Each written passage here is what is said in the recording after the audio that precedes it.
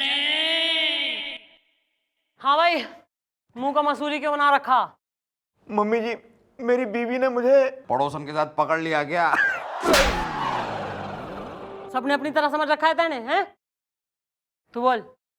Mummy जी, मेरी बीवी ने मेरा जीना हराम कर रखा है जी। बात यह है जी, मेरी एक साली है जो हल्की सी ओवरेज हो चुकी है, उसकी अब तक शादी नहीं हुई। मेरी बीवी रोज मुझे डांटती है और मारती है, कहती है पुलिस में होने के बाद भी अपनी साली के लिए एक लड़का नहीं ढूंढ सकते।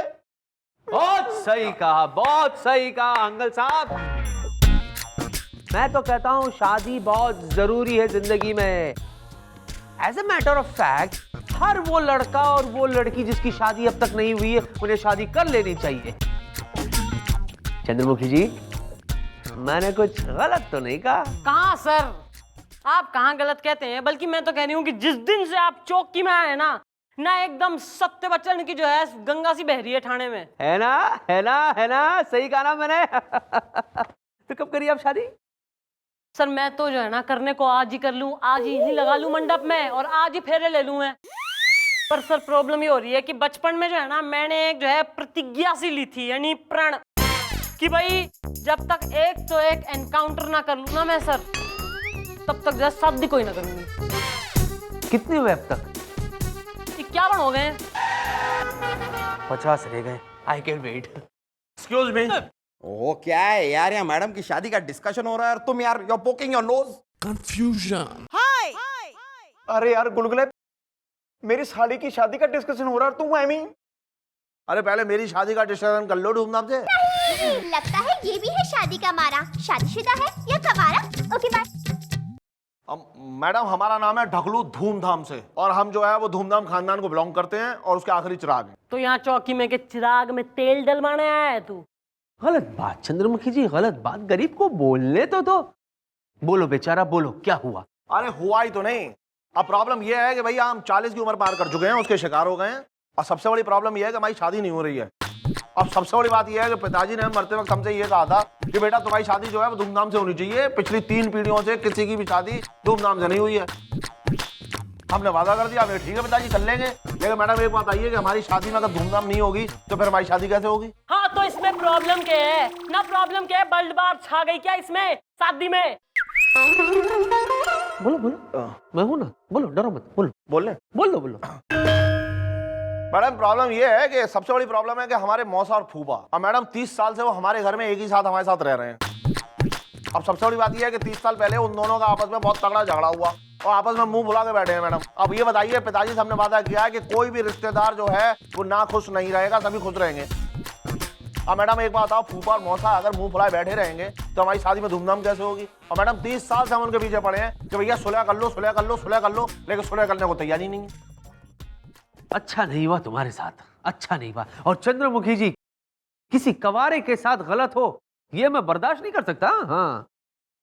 हाँ मैडम, वैसे बात तो सही है। अगर किसी की शादी इस तरह ही टलती रहे तो वो ओवर एज हो जाता है और फिर उसकी शादी कभी नहीं होती। नहीं जी कमिश्नर साहब। हाँ सुन, ऐसा है अपने फूफा और कौन हो रहा है मौसा, भाई ऐसा है दोनों ने यहाँ बुलवा ले, सारा काम हम करा देंगे, डोंट वरी। चल निकल। इंट्रोडक्शन। हम है धकलू का फूफा रमा शंकर मुंह फुला के। और तू? थारा इंट्रोडक्शन। और हम हैं ढकलू के मौसा जग बहादुर जगन्नाथ चिड़चिड़ा के। ओ ये 3 नाम बताकर हमें कंफ्यूज मत करो। चुपचाप एक नाम बताओ, वरना अगर हमारी मैडम को गुस्सा आ गया ना तो हमारी मैडम 1 नंबर की दरिंदी, मेरा मतलब है चंडालिनी, मेरा मतलब है गुस्से वाली है यार। अरे भाई ये 3 नहीं, एक ही नाम है, जग बहादुर जगन्नाथ चिड़चिड़ा के। भाई ऐसा है के मचा रखी तुमने रूडनेस हैं? इस 40+ आदमी की उतावले की शादी क्यों ना होने दे रहे तुम? अरे हमने कब इसे रोका है शादी करने से मुंह फुला के? अरे चुप रहो फूफा, हम बोल रहे हैं। एक बात बताओ कि जब तक तुम लोग मुंह फुला के चढ़ाए रहोगे हमारी शादी में धूमधाम कैसे होगी? याद नहीं है पिताजी ने मरते वक्त क्या कहा था? अरे उनने कहा था कि हर रिश्तेदार खुश होना चाहिए, तभी तो शादी में धूमधाम होगी हमारी। बात कर रहे हैं ज्यादा। भाई ऐसी क्या बात हो गई जो तुम एक दूसरे से नाराज हो? बात यह है कि आज से 30 साल पहले धकलू के पिताजी यानी कि बीना के भाई साहब यानी कि हमारे साले साहब यानी कि हमारे प्रशांत और रुक्मणी के मामा जब उनका धंधा एकदम से निकल पड़ा तो उन्हें एक हेल्पिंग हैंड की जरूरत पड़ी, तो उन्होंने हमें बुला लिया और हम भी अपना सब कुछ छोड़ करके उनके पास चले गए मुंह फुला के। ये भी वहां आज हम के मुंह फुला के। अरे आते क्यों ना, जब ढकलू की अम्मा यानी कि हमारी वाइफ पुनिया की बहन यानी कि हमारी साली ने हमें खुद बुलाया, तो हम भी ढकलू के पिताजी की मदद करने सब कुछ छोड़ छाड़ के आ गए चिड़चिड़ा के। तो यो झगड़ा से अरे बात ये नहीं है, बात ये है कि एक दिन हमारे बीना ने दही बड़े बनाए, इन्होंने खाए और खाते ही मुंह बना लिया मुंह फुला करके, और 1000 नुक्स निकाल दिए दही बड़े में। देखिए हम 50 जूते खा सकते हैं, भरे चौराहे पर लथेड़ लथेड़ के कोई हमें पीट ले हम बर्दाश्त कर लेंगे, लेकिन हमारी बीना के बनाए हुए दही बड़े की कोई इंसल्ट करे हम बर्दाश्त नहीं कर पाएंगे मुंह फुला के। यस! बस उस दिन से जो हमारा झगड़ा शुरू हुआ वो आज तक चला आ रहा मुंह फुला के। दही बड़े घुस गए हमारी शादी में बीच में।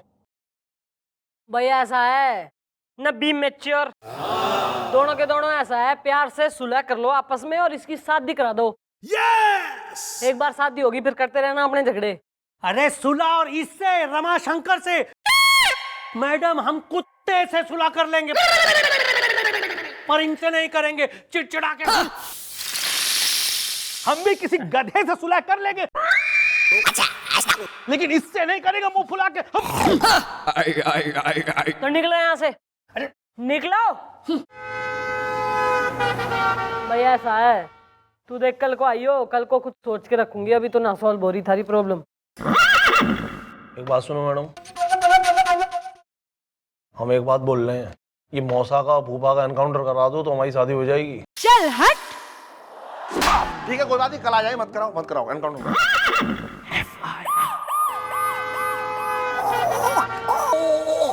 मैडम ये बोल रहा हूँ कि कुछ सोचा आपने? भैया ऐसा है, थारी समस्या का जो है ना एक ही सोल्यूशन है हमारे पास, वो यो है कि तू अपने फूफा और मौसा ने जो है ना ऐसी जगह लेके जा जहाँ उनकी सेटिंग हो जावे।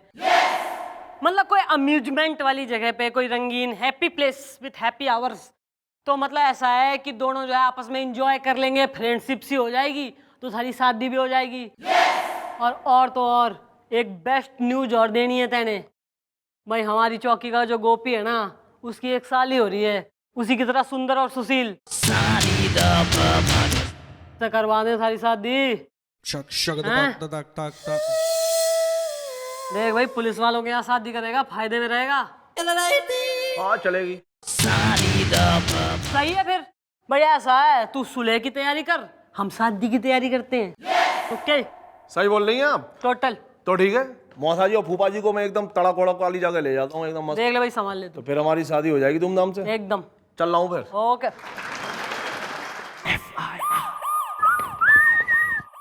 ओहो लाडू साहब इथे किवें महाराज? ये हथकड़ी किस खुशी में बांधी है? हैं? की हो गया? चल हट। क्यों भाई? ओ किसने अरेस्ट कर लिया तने? मैं वो चिलमन बानो की महफिल में रेड मारने गया था, वहाँ ये पड़ा मिल गया। क्यों वहाँ के कर रहा था यो? मैडम आप भी ना एक नंबर की बोले हैं मैडम। मैडम कोई चिलमन बानो की महफिल में क्यों जाएगा?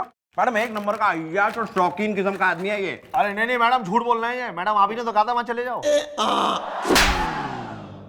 मैडम आप ही तो बोल रही थी कि मौसा जी फूफा जी को ऐसी जगह ले जाओ जहाँ दोनों लोग आराम से बैठ जाएं, खा भी सकें, एंजॉय कर पाएं।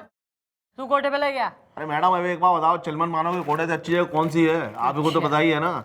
अब मैडम बात ये फंस गई, ये दोनों एक साथ जा नहीं सकते हैं, दोनों शौकीन। अब मैडम मैंने मौसा जी को नहीं बताया कि फूफा जी आ रहे हैं और फूफा जी को नहीं बताया कि मौसा जी आ रहे हैं, लेकिन टंटा एक हो गया। जैसे दोनों लोग देखे ना एक दूसरे को, दोनों झगड़ बैठे। अब मैडम मैं तो चिलमन मानो के पैसे भर चुका था, इसलिए ऊपर जाके मैं गाना वाना सुनने लगा मैडम, और वही रेट बढ़ गई मैडम जहाँ मैं बैठा था। भाई यो तो जो है ना घनी समस्या हो गई, यही क्या होगा? आ रहा है मैडम, आ रहा है मेरे दिमाग में आपका एक बहुत ही चटक चटक्कन मिर्च नमक का आइडिया आ रहा है। तो तेने जो है ब्रेड पे मक्खन की तरह से लगा दूंगी और कुत्तों ने खिला दूंगी, फिर देगा तू आइडिया। सुनिए मैडम सुनिए, He will come with a solution, don't worry. ये एक बॉम्ब है। इतना डरने की जरूरत नहीं है, अभी डिफ्यूज्ड है। ओके।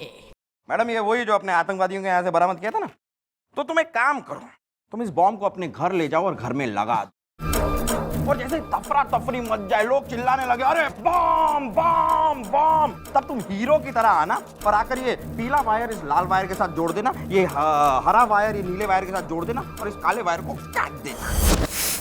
भैया साहब एक बार तैने जो है ना यो कर दिया तो सबको लगेगा कि भाई इसने तो हमारी जान बचा ली, और जान बचा ली तो हम तो जो है ना इसके एहसान के बोझ तले दब गए।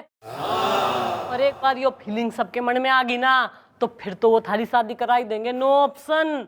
और फिर तू और यो दद्दू की जो है ना साली ना हंसी खुशी जो है अपना परिवार बसा लियो। चल जाए खुशखबरी लेके आ चल। अच्छा साडू साहब एक बात बताओ, कभी शाम को यार बैठते हैं, चलते हैं कोली वड़ा, थोड़ा थोड़ा लगाएंगे जाके वहां पे हैं। ओ दादाजी ऐसा है अभी शादी हुई कतई ना है, तू पहली लगा ले और जो है ना थोड़ी अपनी इन हवस को कंट्रोल में रख, वरना कल का निमटता आज निमट जाएगा तू। सॉरी सॉरी मम्मी जी। खोल इसकी हथकड़ी।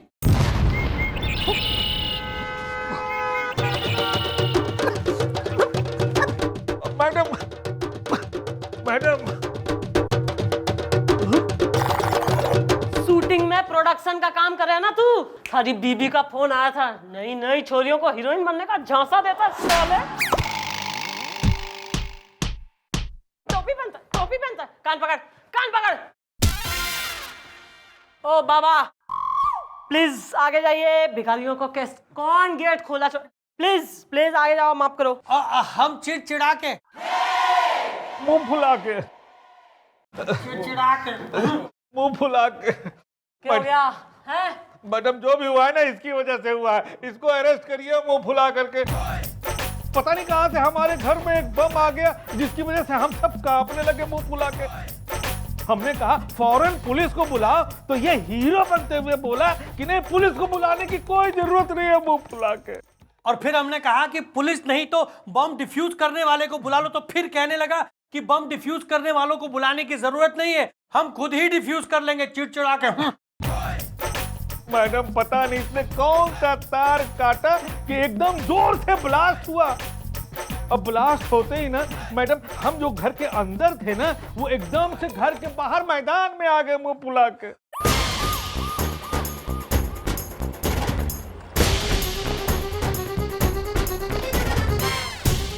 क्या कर दिया तैने? कौन सा बम दे दिया तैने? मैडम लगता है थोड़ा सा कंफ्यूजन हो गया है। वो क्या है कि हमारे पास यहाँ पर 2 बॉम्ब थे, एक डिफ्यूज था और एक असली था। लगता है मैंने गलती से वो अरे मैडम ये आप क्या कर रही हैं? हमारी ये हालत इस ढकलू की वजह से हुआ और आप इसको छोड़ के इसे मार रही हैं। ना मैं इसे मार ना रही हूँ, मैं जो है ना अपना हाथ गर्म कर रही हूँ, क्योंकि अभी तुम दोनों मौसा और फूफा की होने वाली है जम के सुताई यहाँ पर। हाँ? अरे लेकिन हमारी क्यों मुंह फुला के? वो इसलिए क्योंकि तुम दोनों आतंकवादी गिरोह से मिले हुए हो। भाई जिस बम का डिस्क्रिप्शन तुमने दिया है ना, उस डिस्क्रिप्शन के अनुसार उसमें RDPX है, जो सिर्फ आतंकवादियों के पास ही हुए है। इसका मतलब तुम दोनों आतंकवादी हो। और वैसे भी न दोनों तो एक दूसरे के खून के प्यासे हो ही रहे हो। एक चिड़चिड़ा रहा है तो एक मुंह फुला रहा है, तो दोनों में से किसी एक ने जो है ना दूसरे को मारने के लिए बम रखा होगा, है कि नहीं? तुम दोनों यू आर अंडर अरेस्ट।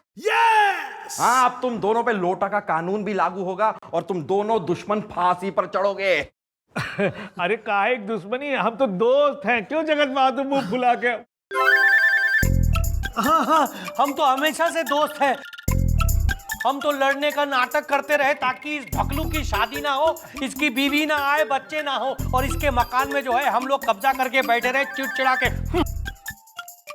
अरे लेकिन जब मकान ही धूमधाम धड़ाम हो गया तो काहे की दुश्मनी मुंह फुला के?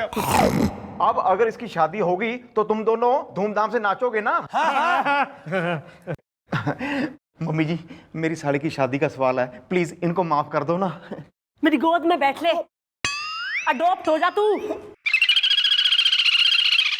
हाँ भाई तू शादी के लिए रेडी हो रहा है? न जाने कब से।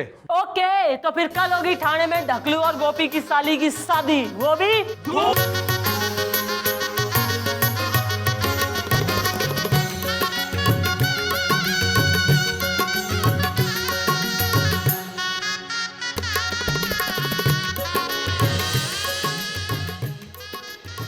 शादी संपन्न हुई। वो भी धूमधाम से। थैंक यू मौसा, थैंक यू फूफा। चिड़चिड़ा के मुंह फुला के आप शादी संपन्न हो ही गई है तो एक बार घूंघट भी उठा लो। अरे देखना क्या है, मेरी तरह खूबसूरत है जी। और फिर तो बनता है भाई।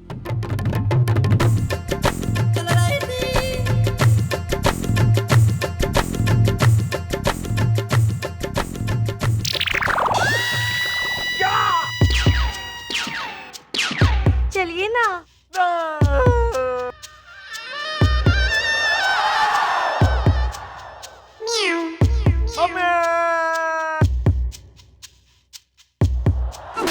क्या हुआ? यो हल्की सी ओवर एज हो रही है। अब जी माँ बाप के सामने तो बच्चे बच्चे ही रहते हैं जी। हारे से तो जो है ना मैं बाद में बात कर रही हूँ। हाँ भाई, ढकलू भाई, little change but don't worry. अब तो ऐसा है, शादी भी हो गई है और फेरे भी लग गए हैं और डांस वांस भी हो गया भतेरा। तो तू अपनी बहू को लेकर निकल ले, हमें और भी काम हो रहे हैं। चल चलिए ना।